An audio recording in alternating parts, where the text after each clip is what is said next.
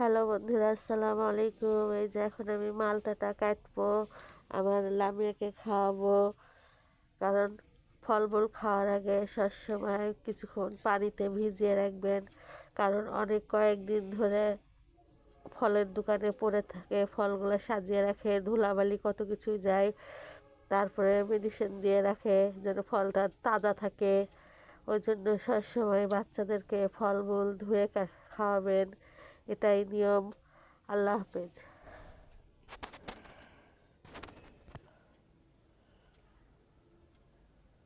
আসসালামু আলাইকুম ভাই বোনেরা, এখন লামিয়া সেই ফলটা খাবে। হাত ধাও, হাত ধাও। সবসময় পরিষ্কার পরিচ্ছন্ন খেলে অসুখ বিসুখ হবে না। বসে খাও, নাহলে খাবারটা সাইডে লাড়িমুড়ির ভিতরে সাইডে চলে যাবে।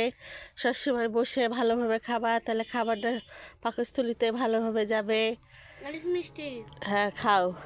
বাচ্চাদের সবসময় মায়েদেরই খেয়াল রাখতে হয়। আল্লাহ হাফেজ।